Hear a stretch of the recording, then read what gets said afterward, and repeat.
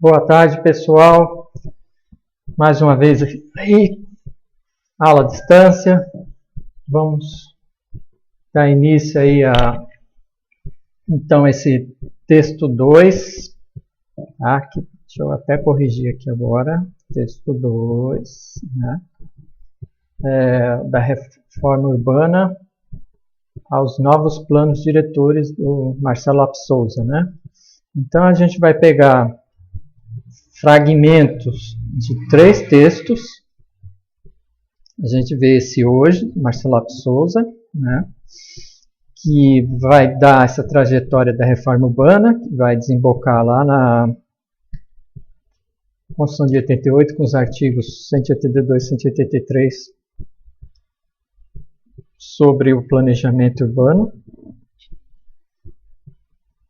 E que depois, em 2001, toda essa trajetória também vai desembocar no Estatuto da Cidade. Então, ele para ali antes do Estatuto da Cidade, né? Ele dá esse processo histórico. Então, isso vai ser importante o texto dele. Depois, a gente vai pegar um texto da Raquel Ronick, falando só sobre o Estatuto da Cidade, né? No momento que foi aprovado o Estatuto da Cidade. Então, vai ser importante ela ali numa posição otimista, né? Sobre as conquistas, né, sobre os instrumentos, novos instrumentos que o Estatuto da Cidade trazia para o planejamento urbano. Agora, e o terceiro texto, em um terceiro momento, que é do Vilaça, Flávio Vilaça, que é As Ilusões do Plano Diretor. 2000, agora eu não lembro, gente. 12, por aí. Que ele vai... já depois dessa experiência toda do Estatuto da Cidade, novos planos diretores, relatar a sua experiência de uma forma negativa, né, do que aconteceu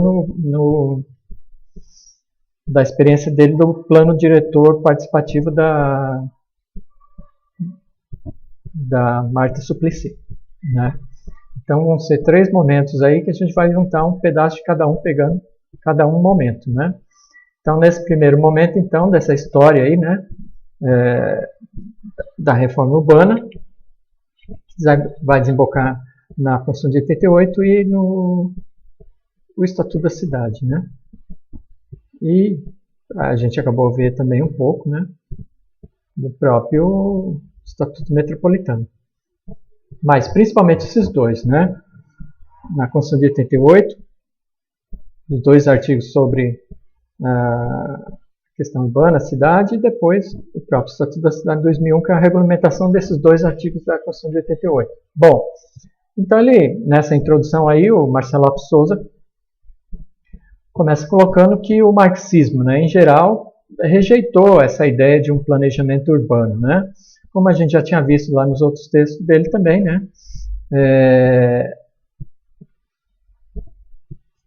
O marxismo, a visão mais esquerda, via esse planejamento urbano tecnocrático centralizado ligado ao Estado, não estava procurando fazer uma justiça social, né, uma justiça social urbana, né, reduzir essas desigualdades.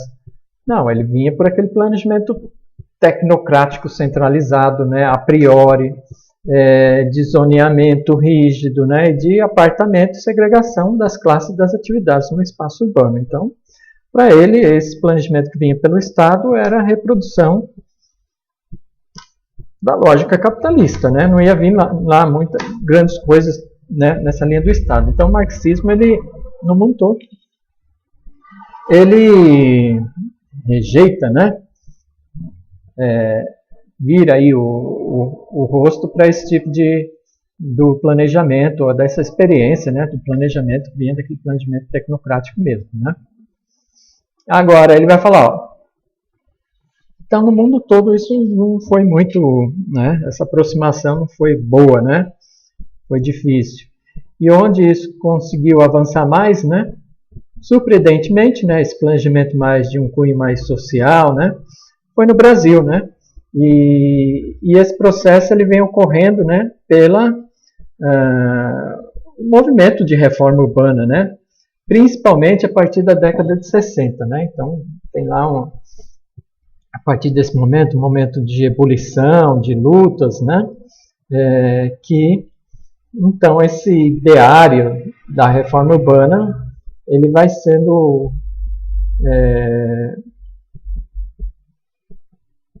unido, né, a essa questão do planejamento urbano que trazia essa experiência mais técnica, né?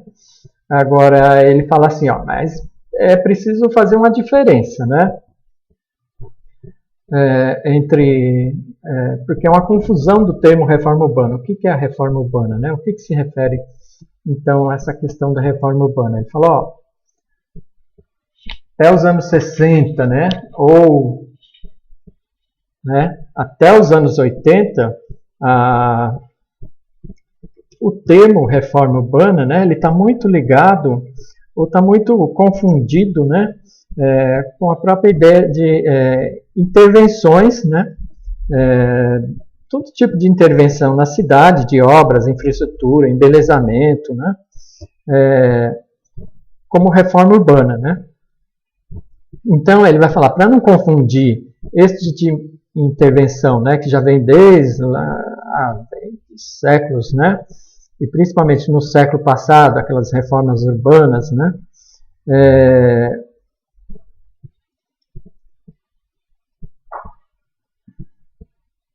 no início do século XX, aquelas reformas de cunho higienista e assim por diante, para não confundir com esse tipo de reforma no sentido de funcionalidade da cidade, obras, embelezamento, né, ele vai chamar esse tipo de intervenção de reforma urbanística.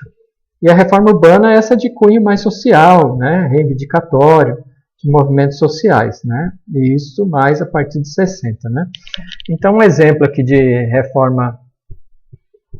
reforma urbana, né, típica, vou aqui destacar aqui, ó, né, ó, a reforma Pereira Passos, ó, no Rio de Janeiro, né, ela foi demolindo aqueles antigos casarões, aquele centro menor, né, da cidade, aquela cidade mais compacta, abrindo esse espaço baseado lá nas reformas de Paris, do final do século XIX, lá de Haussmann, né, do prefeito lá da época, Haussmann, o Haussmann, né, Haussmanniano, né, aqueles projetos haussmannianos de Paris, que vai ser copiados, né, no mundo inteiro, né. Aqui a avenida recém-aberta, Avenida Rio Branco, né, o Teatro Municipal, os grandes bulevares, né, em São Paulo foi a Avenida Paulista, por exemplo, né. Então aqui a Avenida Rio Branco, no Rio de Janeiro, início do século XX, com a reforma Pereira Passos, né. E isso vai resultar na expulsão daquela população naquele centro mais compactado, né, ó, daqueles velhos casarões, né, os palacetes, ó, vai resultar na expulsão dessa população a pretexto de higienização, de combater as epidemias, né, que assolavam as cidades naquele momento, né, e vai resultar nos primeiros núcleos de favela, né, no Rio de Janeiro, lá no final do século XIX e do século XX. Ó. Uma delas, né, a favela da Providência aqui, ó. Eu trouxe essa imagem aqui, ó. Né, aqui numa imagem mais atualizada, a favela na área central do Rio de Janeiro, da Providência, uma das primeiras do Brasil. Então ele vai chamar isso aqui de uma reforma urbanística, para não confundir com a reforma urbana, né, prima da reforma agrária, né. Então são momentos diferentes, né, são intervenções diferentes aí.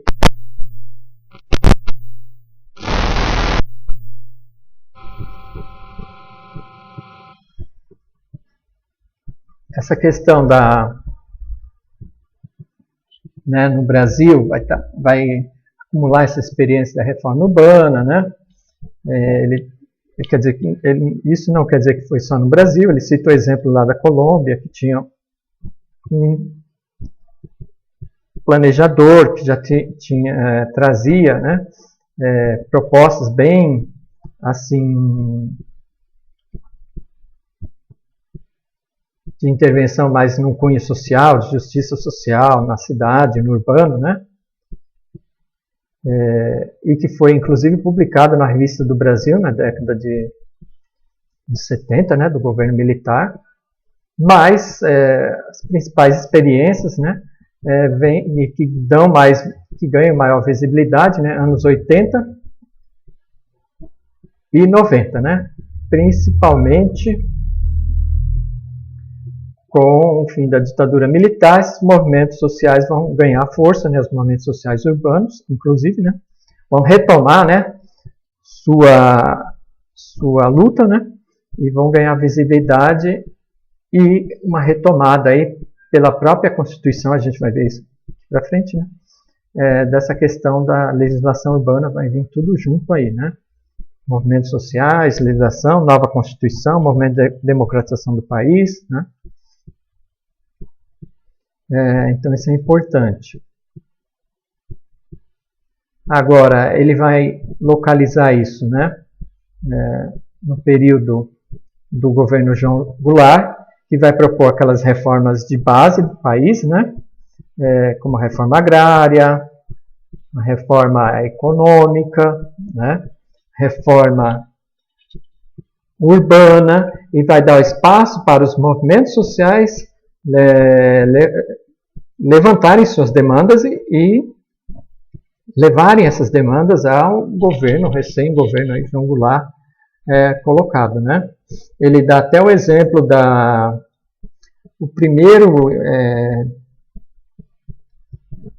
encontro, né, entre políticos, pensadores, instituições, movimentos, né, que foi em Petrópolis, no Rio de Janeiro, em 1963, esse período aí, né, no Hotel Quitandinha, que é um marco, né, desse processo de luta, reivindicações, né, pela questão da reforma urbana. Embora ele indique aí, né, que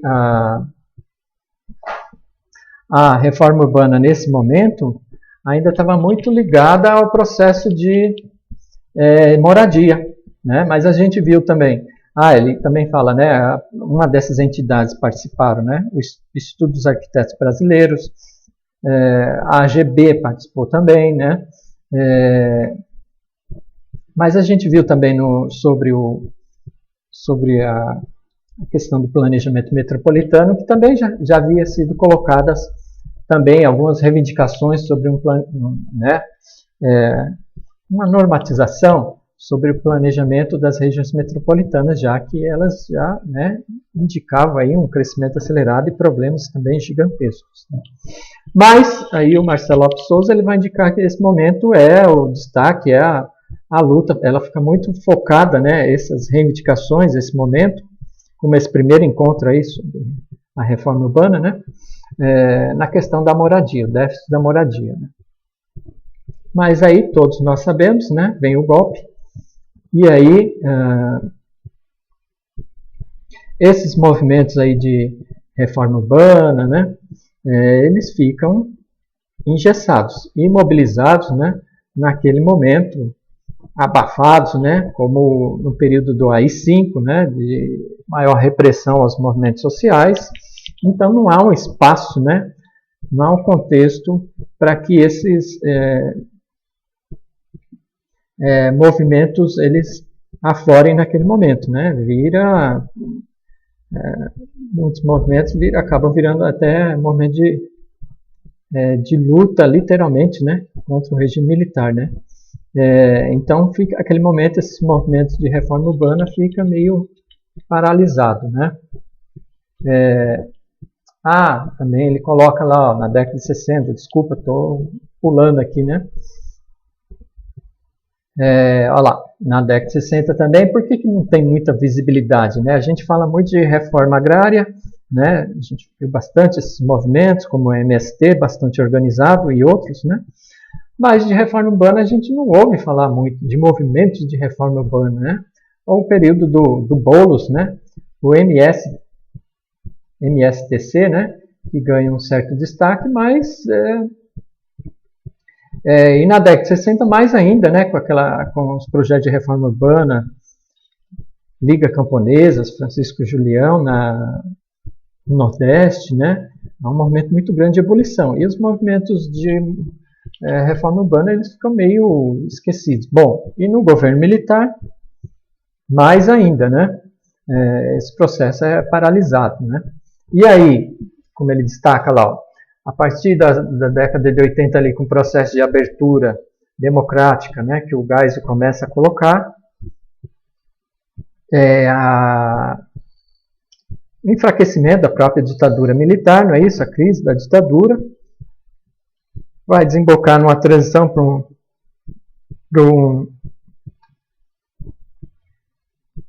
para um governo civil, não é isso? Eleito indiretamente, e que isso vai desembocar no processo constitucional lá no final da década de 80, não é isso? A Constituição vai surgir lá em 88. Então, todo esse debate da Constituição lá antes, né, da promulgação dela, abre esse espaço político para retomar os movimentos sociais e os movimentos urbanos aí que lutam pela reforma urbana, né? Então ele coloca aí, ó, com a nova Constituição, né, de 88, já no processo, né, de elaboração dela, cria esse espaço, né, de reivindicação, de demandas que podem ser traduzidas em leis na nova Constituição, né? Então esse vai ser um momento importante. Olha lá, nos anos 80, essa questão da reforma urbana, ela já avançou mais, mesmo com a ditadura, né? Porque a realidade do país, né, mudou muito. Se na década de 50, 1/3 da população do país era urbana, né, na década de 80 já inverteu, 2/3 da população do país é urbana. Né? Esse processo de êxodo rural, urbanização, metropolização, né, já mudou todo esse contexto aí, desde lá da década de 60, né, o país avançou, e as demandas avançaram e aumentaram também, né? Então ele coloca lá, né? Então já houve 20 anos depois, né? Já as demandas elas vão ser aumentadas, né? Olha lá, ó. Um conjunto articulado de políticas públicas de caráter redistributivista, né, e universalista, voltado para o atendimento do seguinte objetivo primário: reduzir os níveis de injustiça social no meio urbano e promover uma maior democratização do planejamento e da gestão das cidades. Então, já é uma proposta, não está discutindo só a questão, ou principalmente, né, a questão habitacional, mas uma luta que vai além da questão habitacional, né? A participação no planejamento, reduzir os níveis de injustiça social nesses espaços, né? Não se refere só à questão da infraestrutura ou da habitação, né? Como diz a Maricato lá, né? Se refere da casa, não é só a questão da casa, mas é a casa, é o terreno urbanizado, né? Você está dando uma parte da cidade em termos de mobilidade, acessibilidade, emprego, né? Além simplesmente da infraestrutura. Então é uma luta muito mais ampla, né? Como o Lefebvre vai falar lá no Direito à Cidade, não é só a questão da infraestrutura, é participar nos rumos da cidade, né? Então está vindo por esse, né? Está ganhando essa ampliação, a luta por a questão da reforma urbana, né? Então, anotei ali também, né? Diferencia-se de simples intervenções urbanísticas, né? Vai muito além dessas intervenções de obras, infraestrutura ou embelezamento, como no início do século XX lá. Como nós vimos, né? Visam a justiça social, né? O Harvey lá, em 73, Justiça Social à Cidade, né? Ele está ali fazendo aquela virada para a geografia, né, para o marxismo, de uma justiça territorial, né, uma justiça territorial urbana, que ele está se referindo lá, né? Como fazer essa justiça? Através de que elementos, né? Como inverter essa questão da lógica da renda da terra, né, que exclui e segrega a população. Bom, e aí ele faz essa comparação, né? Mais ou menos, né, o equivalente urbano da reforma agrária, mas com a diferença, né, que na reforma agrária, né, Também você está fazendo justiça pela redistribuição de terra, né? Mudando a estrutura fundiária do país, né? Concentrada, né? Então, mais que no solo agrícola, né? No solo na área rural é possível, né, a terra como meio de produção, não é isso? Não sei se é o próprio alimento, lá plantar, né? Então, o solo como meio de produção. O solo urbano não é, né, em geral, né, é isso, gente. Não é possível, né? Quem está no solo urbano normalmente vai trabalhar em algum emprego na área urbana, não vai ficar cultivando a terra. Ele quer o solo urbano para a habitação, não é isso? E o uso, né, social ali desse entorno, que não envolve só a habitação, não é isso? Como a gente já viu. Então, a luta é mais ampla, né? Mas, então, é uma diferença essencial, né? O solo urbano não é a função principal dele como meio de produção agrícola, né? Senão não seria nem urbano, né? Então, ele fala, ó, associado a essa questão, né?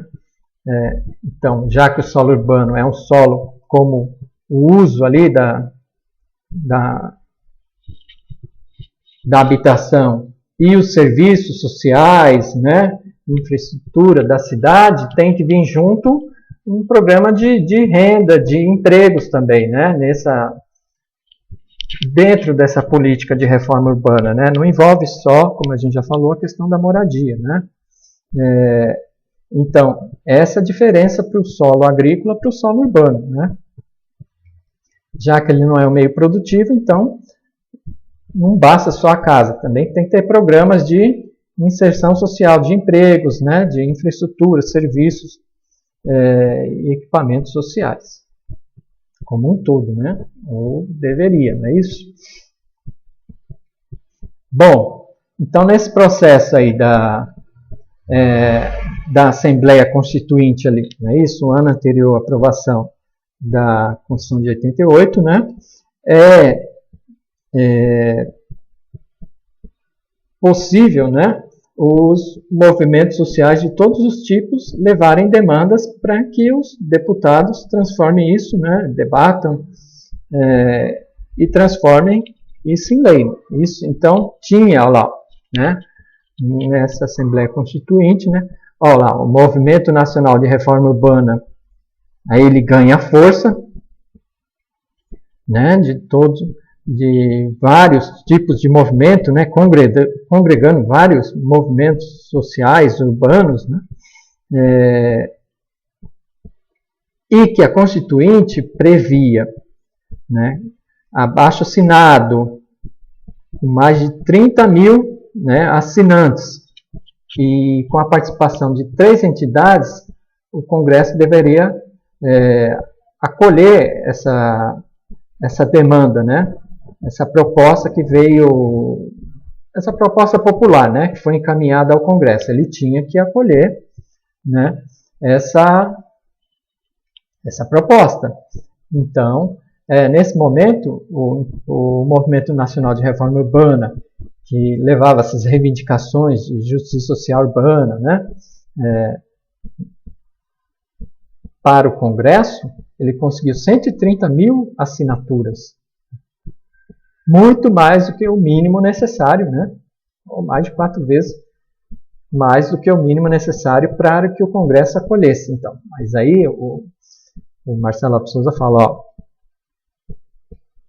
o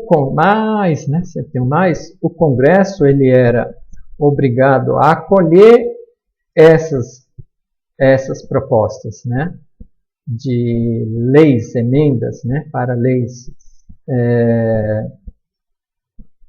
projetos de lei, mas não aprová-las integralmente, né.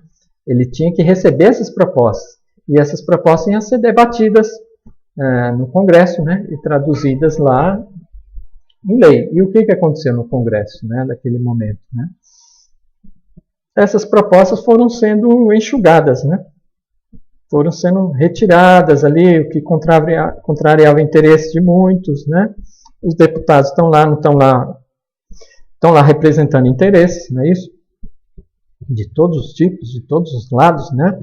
Então ele fala, a proposta foi sendo enxugada no Congresso, sobrou, né, naquele momento, né, sobrou de toda essa reivindicação que já vinha, de alguma forma, sendo debatida desde a década de 60, né, abafada na ditadura e ressurgida agora com mais força, mais ampla, né, só ficou na Constituição aprovado os artigos 182 e 183, né. Foi uma conquista? Foi uma derrota? Teve 2 artigos, né? Então, vamos ver esses artigos, o que eles estão falando lá também, né?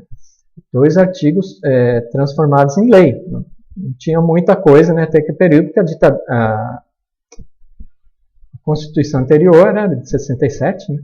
Do governo militar. Então, não tinha muito espaço para essa questão social, reivindicatória, atendimento às demandas da população em geral, né? E de participação também. Então, os 2 artigos eles vão trazer questões importantes, mas eu trouxe aqui, ó, vou colocar aqui um pouquinho, pessoal, olha lá, ó, tá lá no texto, né? Na página 159. Olha lá, o artigo 182. A gente vai falar muito desses artigos ao longo do curso, né? Isso que é importante aqui a gente dar uma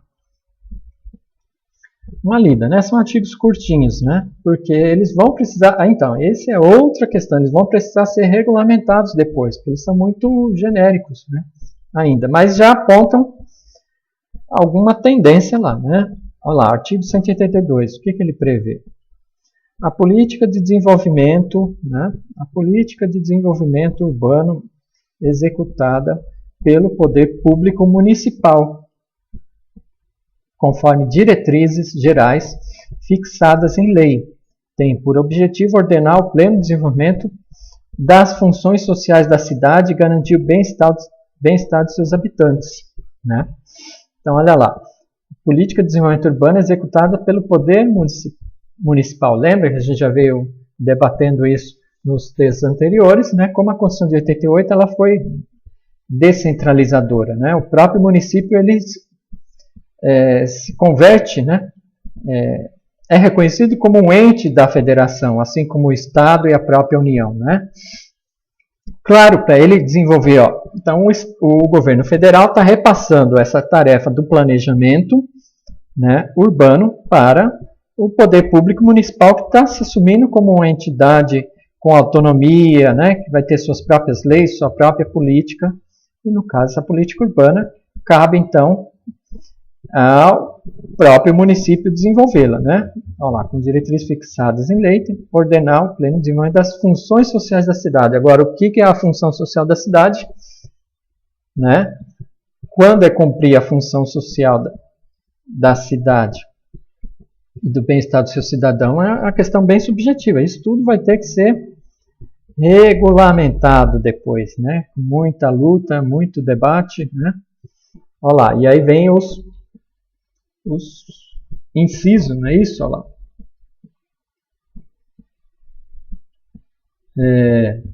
O plano diretor aprovado, né? Primeiro, o plano diretor aprovado,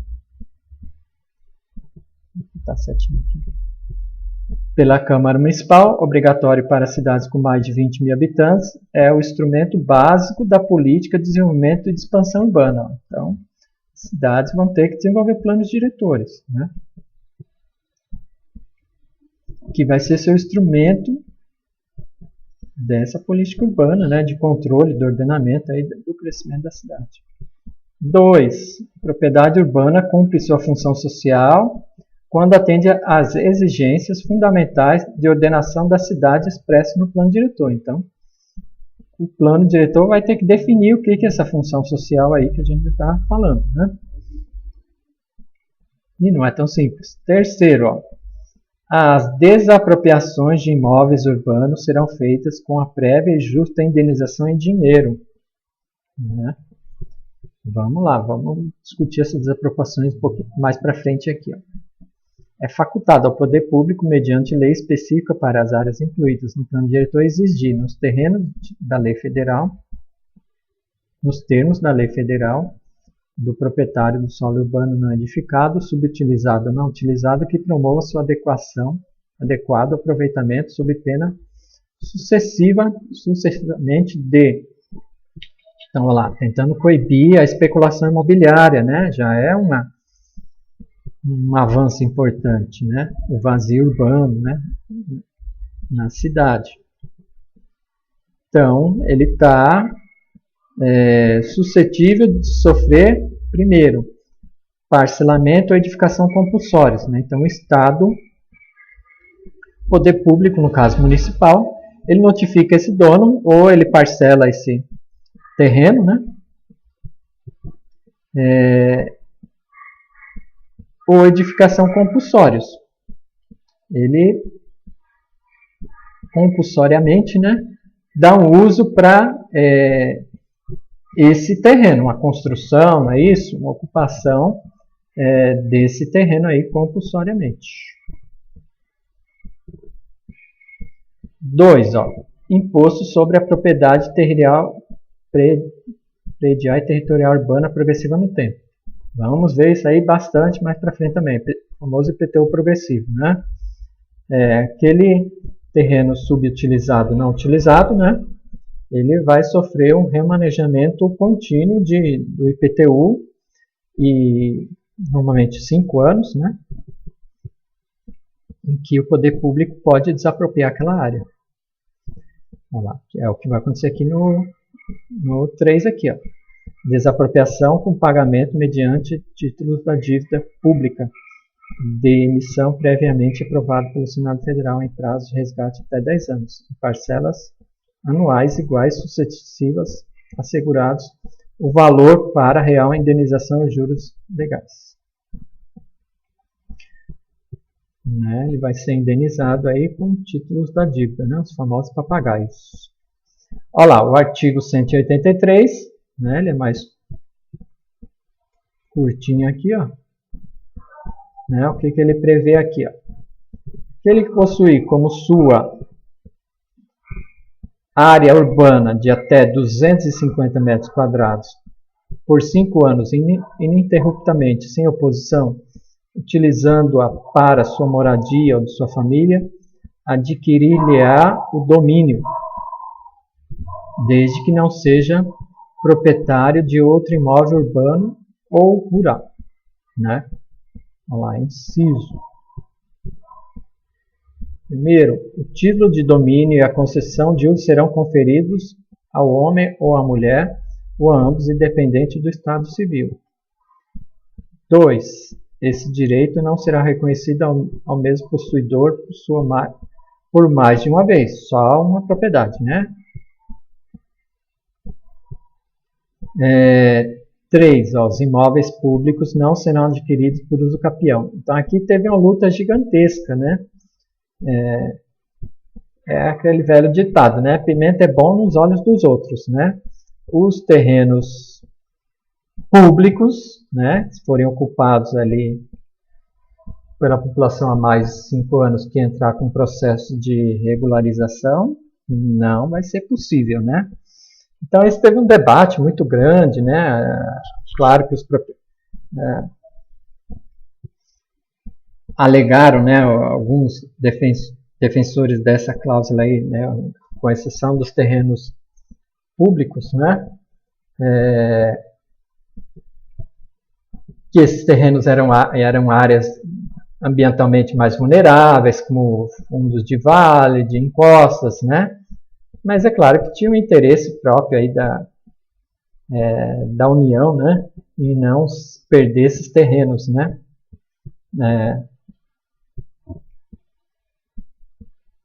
Com isso, olha lá, Constituição de 88, né?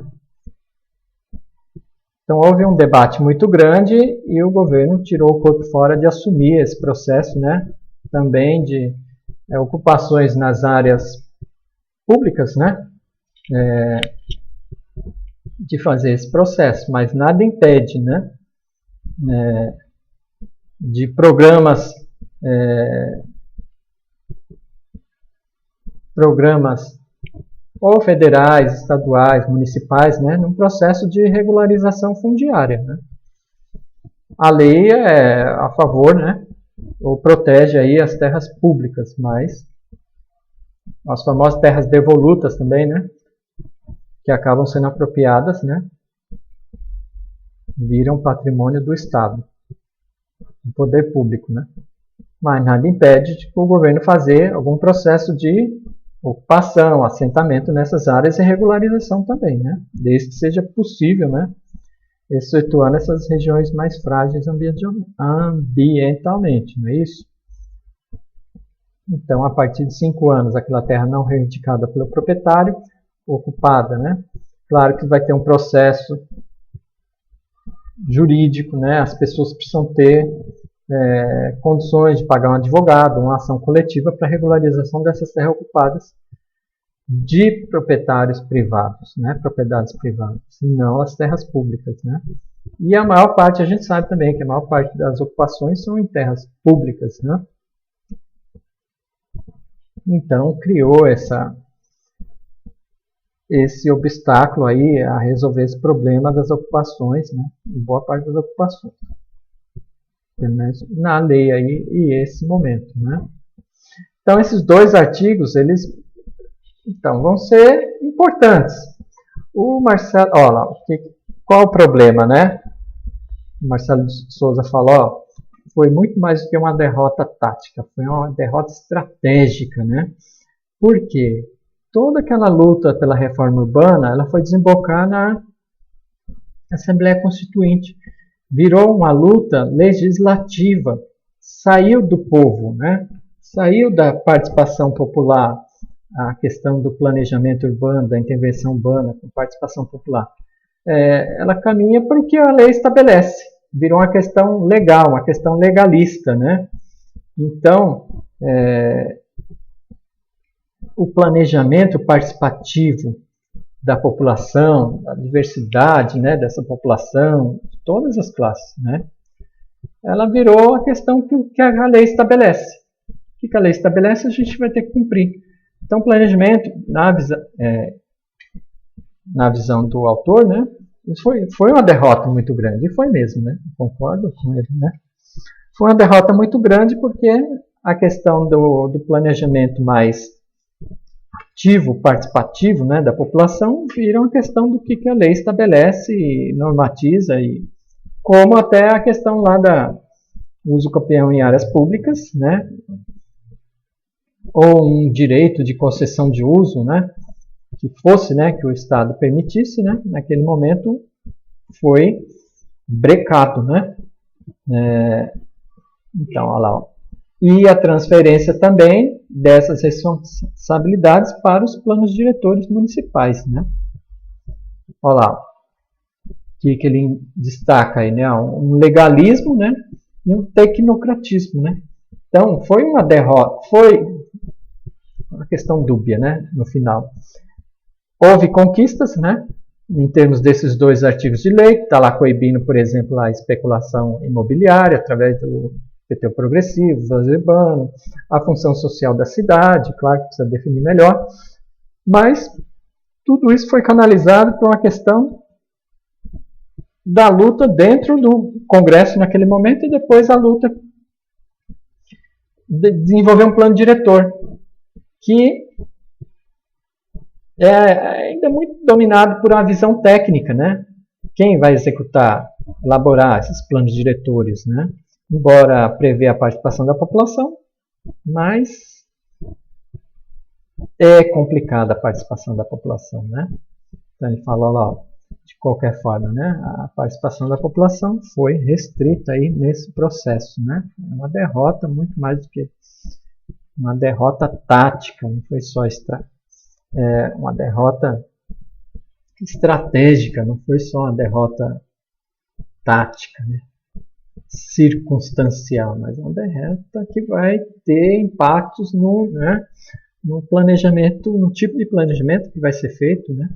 De participação da população. Bom, e aí ele vai destacar então os novos planos diretores que surgem a partir desses artigos da Constituição, né? E orçamento participativos. Então ele está ali, né, pós-Constituição, esse livro é de 2001, ele não chegou no Estatuto da Cidade, como havia falado, né? Mas que ele já traz relatos, né? Algumas experiências que trazem aí o princípio aí dos 2 artigos da Constituição nesses novos planejamentos, né? Mas, ó, os velhos planejamentos, né? Eles trazem aquele ranço, né? Aquela herança, aquela inércia daquele planejamento centralista, autoritário, né? O físico, territorial, que nem a gente tinha visto lá, modernista, né? Do urbanismo modernista, né? O planejamento regulatório lá do urbanismo modernista. E os novos planos, eles vão trazer, pelo menos em parte, né? Olha lá, o ideário da reforma urbana, né? Esse caráter reivindicatório aí de justiça social urbana, seja lá pela lei, né? Da forma que for, mas principalmente nessa questão legalista, né? Do que o plano diretor vai conseguir aprovar, que o plano diretor é uma lei, né? E trazer de alguma forma esse ideário aí da reforma urbana que já vem lá desde a década de 60, né? E aí ele vai enxergar esse processo, então, como que ele foi canalizado por uma questão legislativa, né, do planejamento, né? Ó, ele sofre uma metamorfose aí, né, da reforma urbana, ele ganha uma questão mais de funcionalidade, né, um propósito operacional, né? E ele vai, né, caracterizar esse tipo de planejamento como um planejamento politizado, né, que traz aquele discurso de reforma urbana, justiça social, né, função social da cidade, combater lá a especulação imobiliária, a segregação, mas que na prática ele não consegue realizar muita coisa, mesmo porque os 2 artigos lá eles são bem amplos, né? Eles precisam ser regulamentados em instrumentos mais específicos, né? E também quem vai fazer essa normatização, né? Traduzir isso em leis mais específicas é a política de cada município. E também que ele não é obrigatório, não está estabelecendo obrigatoriedade, mas que os municípios têm que desenvolver a política urbana e o seu instrumento principal, o plano diretor. E depois, cada município vai ter que especificar cada detalhe, então, dessa questão do plano, do planejamento urbano, né? Parte ambiental, social, econômica, física, territorial, o que for, cultural, histórica, né? Patrimônio. Então, tem muita coisa. Mobilidade, não é? Transporte, moradia, saneamento. Gigante, né? Então, o que vai acontecer? Ele vai ver meio uma simbiose ali, né? De uma inércia de planejamento lá centralista, tecnocrático, com esse ideário da reforma urbana, né? Dá uma maquiada ali, mais ou menos, né? No plano, trazendo essa roupagem nova aí sobre o planejamento agora que os municípios devem desenvolver, né? Olha lá, um planejamento de viés politizado, né? Que traz esse discurso aí, né? É uma versão de esquerda do planejamento estratégico, ali, né? Identificar isso. Lembra do planejamento mercadófilo, né? Que a gente viu, né? Então já está ali, na década de 80, né? Já está meio que se associando a esse tipo de planejamento do marketing, né? Seletivo nas intervenções, focalizado, né? Da parceria público-privada, do empreendedorismo, né? Estimular o empreendedorismo. Então, está virando uma miscelânea, né? Mas o discurso é desse viés mais de esquerda, não é isso? Um perfil mais de esquerda, né? Então ele vê isso como uma versão de esquerda do planejamento estratégico, né? Que é aquele planejamento que vem atender aos interesses do neoliberalismo, né? O planejamento estratégico, como a gente viu lá no Mercadal, né? O que mais? Olha lá, então ele coloca explícito, né, os conflitos de interesse, né, ouvir todas as partes aí envolvidas nos problemas daquela cidade, né, daquele município onde o planejamento vai ser desenvolvido, né, trazer esses debates, essas demandas, né, mas que no final, né, é pro forma, né, para ouvir a população, e isso vai ser traduzido em normas técnicas, em leis, né, vão ser filtradas e levadas para um debate nas câmaras municipais, não é? Isso vai ser transformado em lei. Então volta aquela questão legalista, né? E onde o técnico, né, do planejamento ele tem um peso, né? Acaba tendo um peso privilegiando, né, o discurso tecnocrático, né, nessas decisões finais, né? Mesmo porque a população, a gente vai ver isso também, ela tem que ser treinada, educada para esses debates, né? Não que ela seja o Vilaça, a gente vai ver isso depois, né? Desprepara, ignorante, né? Aos problemas urbanos, mas para esse tipo de debate, de demanda, né? Então a gente vai ver isso melhor com o Vilaça, né? Ou como ele é escanteado, né? A participação popular, né? Com aquela visão técnica, né? Tecnocrática, né? Que mais? Então, olha lá, a explicitação dos conflitos de interesse deve ser contextualizado por uma visão das contradições. Isso é importante que ele coloca, né? Isso vai faltar, ó. A explicitação dos conflitos de interesse, né? Deve ser contextualizada por uma visão das contradições estruturais que estabelece os limites ao consenso, né? Então, isso você está propondo uma forma, né, o que ele quer dizer aqui, né? Propondo uma forma de planejamento participativo dentro dos limites de uma sociedade capitalista que produz desigualdades, né? Se alimenta das desigualdades socioeconômicas, espaciais, né? Então, isso ocorre tem um limite esse consenso aí, né? Dessa sociedade, porque o solo como mercadoria, não é? Que explora a renda da terra. Esse processo segrega muita população, né? Então, esse debate vai ocorrer dentro dos modos de uma sociedade capitalista. Tem o seu limite, né? Não é revolucionário, ele é reformista, vamos dizer assim, né? Politicamente. Olha lá, e ele vai chamar isso também desse processo, né? Que tem esse limite todo, né? Agora ele fala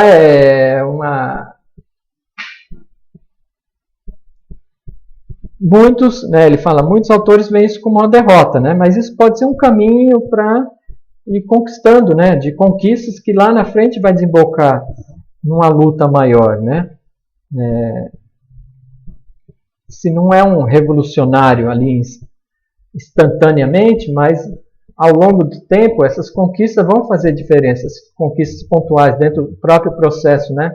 Dentro do próprio sistema capitalista, sem revolucionar de uma vez só, né?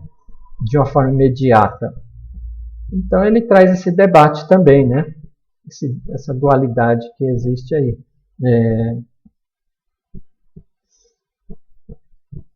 Então ele vai identificar esse novo planejamento aí que surge a partir dos artigos da Constituição como um tecnocratismo de esquerda, né? Discurso social, reformista, mas práticas de planejamento tecnocráticas, né? No final aí. E aí ele faz uma pergunta muito importante, ó. Diante desse contexto aí todo, né? Que a gente viu, houve conquistas, né? Mas também muitas coisas foram freadas nesse processo, né? Olha lá, pergunta importante. Ó. Qual é a margem de manobra para a implantação bem-sucedida de planos diretores progressistas, com participação de toda a população? Né? Será que os políticos querem ceder esse poder para a população? Político abrir mão do poder, hein? Difícil, né? A lei prevê lá, né, esse processo, mas a gente sabe como ele foi sendo esvaziado, né? E aí ele dá um exemplo, né, desse momento aí, ó. Sim, qual que é a margem de manobra? E fala, é muito pequena, né? A gente já conhece a realidade do país, né? Esse legado ou a estrutura, né? As questões estruturais que atravessam aí um longo, né? Um tempo longo, né? Não é um tempo curto. Então, ela a margem de manobra aí, né? É limitada, né? E aí ele dá o exemplo, ó, da primeira, né? Da primeira prefeitura que o PT elegeu na cidade de São Paulo, da Luísa Erundina, quando ela era do PT, não é isso? Vinha dos movimentos lá de moradia, né? Dos movimentos sociais, a Erundina participava, né? Ó, de 1989 a 92. Ó. Vamos lá pegar um pedacinho aqui, lá na página 165. Ó. O que trazia, né, a proposta de plano diretor da Erundina. Olha só como ele era bem até revolucionário. Ó. Aqui na página 165. Ó. Com as regras atuais de uso e ocupação do solo, os investimentos imobiliários privados tendem a concentrar-se em certas zonas da cidade, onde a infraestrutura já é intensamente utilizada, né? Obrigando o poder público a expandi-la continuamente. O processo de especulação vai gerando vazios urbanos e a cidade vai se expandindo, a infraestrutura tem que acompanhar e aí encarece tudo, né? Porque tudo é mais longe. Outras áreas da cidade têm redes de infraestrutura subutilizadas. Outras ainda carecem desses equipamentos, sendo ocupadas pelas camadas de população que não têm como pagar pelo acesso aos mesmos. Todos os contribuintes pagam o custo das inversões em infraestrutura, que não alcança a maioria. Além disso, o direito de construção é regido por um zoneamento que restringe a área a construir, privilegiando poucos proprietários detentores de direitos artificialmente escassos. Essa escassez de área que pode ser construída encarece a terra, tornando a habitação cara demais para a grande maioria da população. Né? Olha lá, Diário Oficial, 1991, né? A proposta do plano diretor, né? Da Erundina. Olha lá, mais um parágrafo aqui, gente. Ó. Aqui em cima, aqui à esquerda. A intervenção proposta tem como intenção estabelecer um mecanismo que, ao mesmo tempo, racionalize o uso da infraestrutura urbana, potencializando os investimentos realizados e distribua os ônus e benefícios decorrentes das obras e serviços da infraestrutura urbana, de forma a recuperar para a coletividade a valorização imobiliária resultante da ação do poder público. Olha que interessante, né? Então, o poder público intervir nesse processo do solo como mercadoria, onde, né, o mercado imobiliário lucra com isso, né? Expulsando as populações mais pobres que não têm a renda para ocupar esses melhores lugares, o Estado intervir, né, o Estado, o poder público, o município, né, intervir nesse processo, redistribuindo aí os ônus desse processo, né, e os bônus também, né, para a população, né, para a coletividade lá, resultante, a famosa mais-valia urbana, né, redistribuir, já que a cidade é construída por todos, essa riqueza é coletiva, né, redistribuir então essa riqueza de forma mais igualitária, né, essa riqueza produzida dentro da cidade ou pelo solo urbano, né? Então é muito interessante, progressista, né? O que a proposta do plano diretor, o projeto de plano diretor levado pelo PT lá na Erundina naquele momento, né? Era muito importante, né? Trazia essas demandas. Agora, ela foi aprovada? Não, a Câmara Municipal rechaçou, né? Com todos aqueles interesses, né?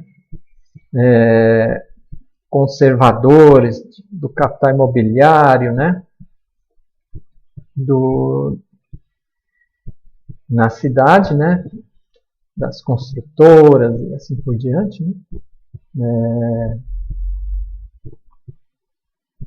Ele não foi aprovado, né? E ele era tão assim progressista na época, né? Trazendo já o que os artigos da Constituição já previam, né? A questão do solo criado, né? Do PTU progressivo, né? Esses instrumentos que eles foram copiados em vários planos aí de perfil mais esquerdista, aí, de prefeituras mais esquerdistas pelo Brasil todo, né?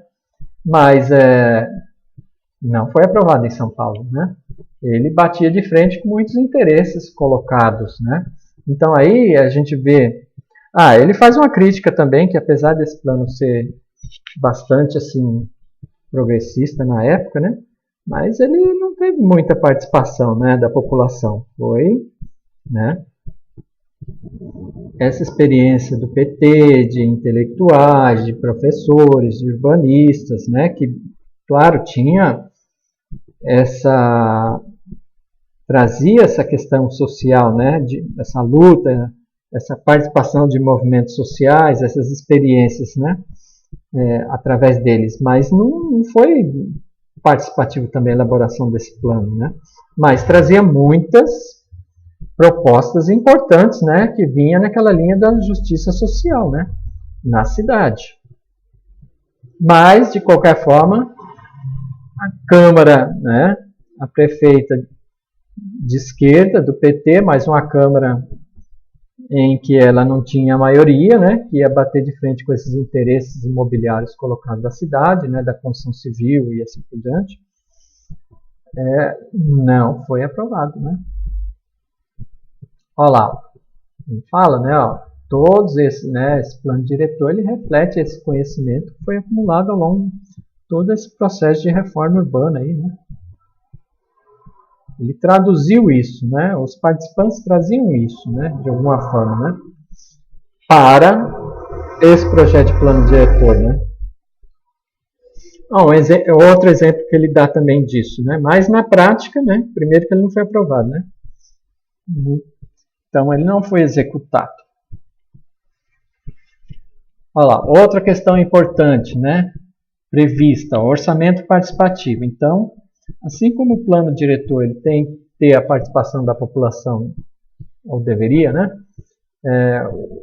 O orçamento do município também deve ser debatido, né? Olha, tem tanto de caixa, né? De recurso aqui de orçamento do município, estabelecer onde que nós devemos investir. Na geração de emprego, na economia, nas questões sociais, hospital, escola, na infraestrutura, onde não tem dinheiro para tudo, onde que a gente deve redistribuir esse investimento aqui da arrecadação municipal, né? Então isso deveria ser debatido com toda a população, né?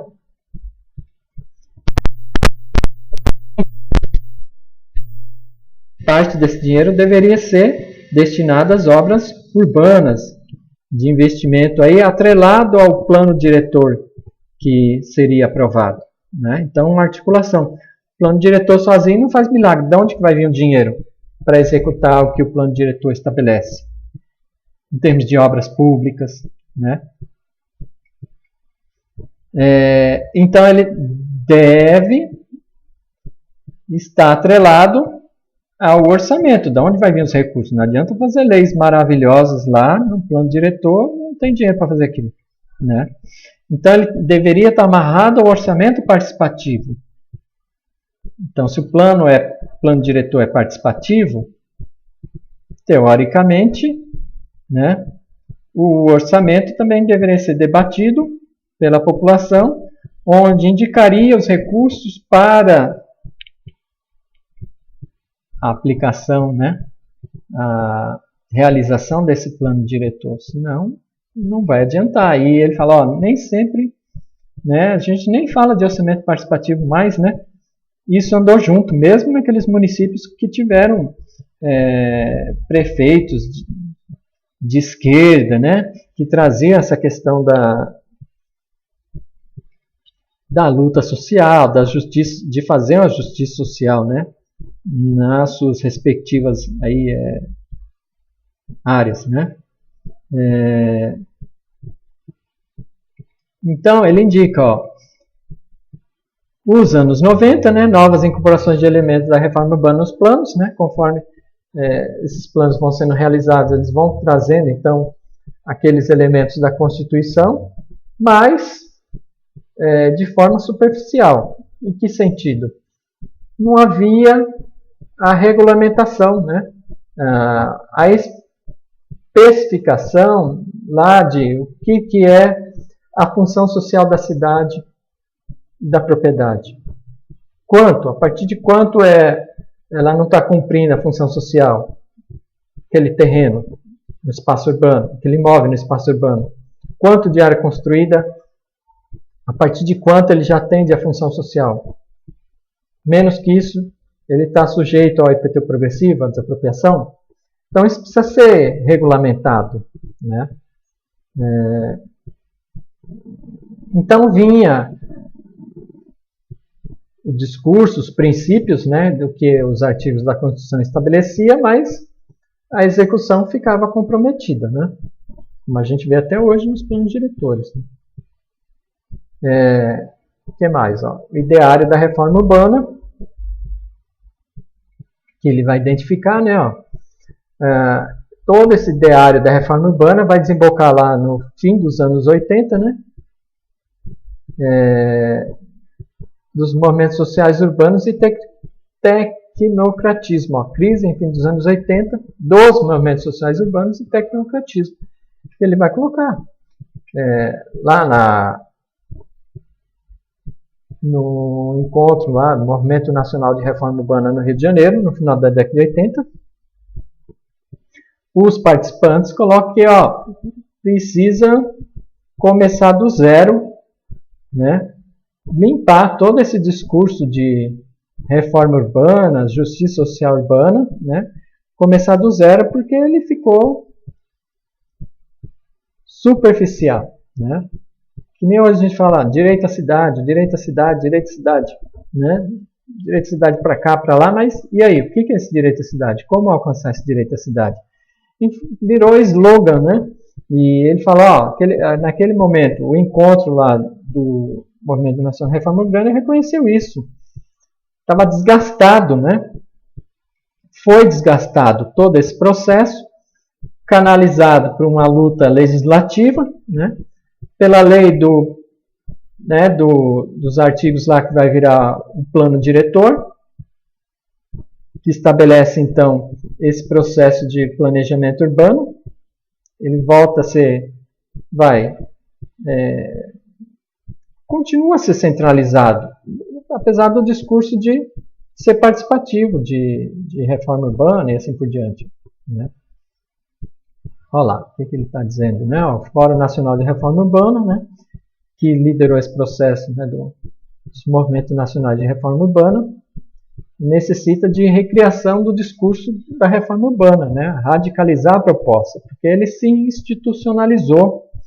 A gente vê muito isso, né? Os movimentos de moradia, os movimentos urbanos, né, eles são muito fragmentados. Não há uma unificação, há tentativas, né? Movimento de favelas, né? A gente vê isso volta e meia na imprensa, né? De ocupação. Mas eles são muito fragmentados. E uma congregação deles para ganhar força, uma unificação deles em momentos-chave. Isso a gente não vê, né?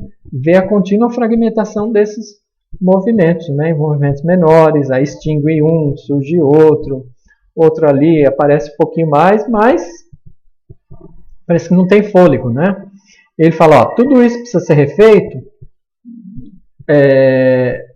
nesse contexto de globalização, abertura econômica, né? Financeira, novas tecnologias, onde os movimentos, os sindicatos perderam muita força, não é isso? Com esse desemprego tecnológico, com essas aberturas econômicas, com o enxugamento das leis de proteção ao trabalho, a gente vê hoje isso, né? As terceirizações, as privatizações.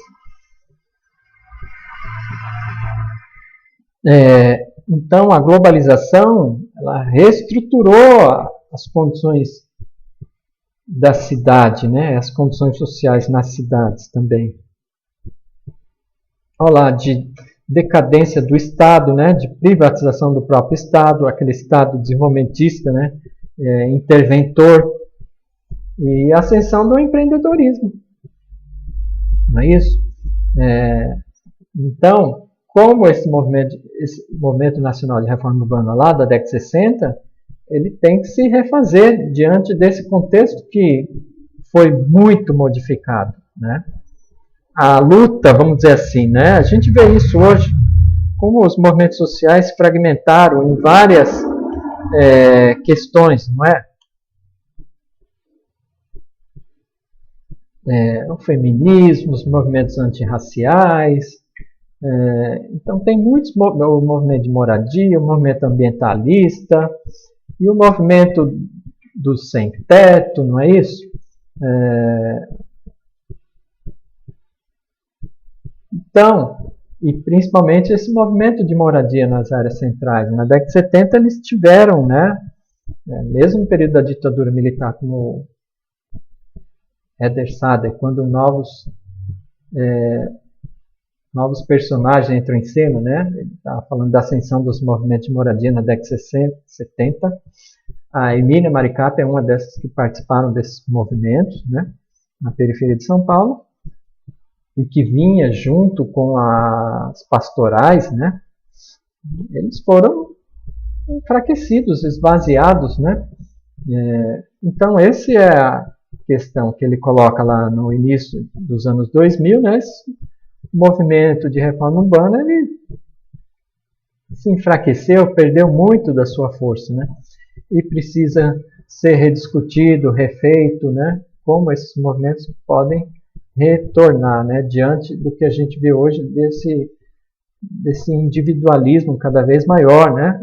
Os movimentos sociais perdem influência, né? Ou de ascensão aí desses governos conservadores, né? Nessa onda neoliberal, hoje estão surfando, né? Essa onda. E os movimentos têm que se rearticular de alguma forma, né? Para fazer esse processo de contraposição de uma forma estratégica, né? E não só tática.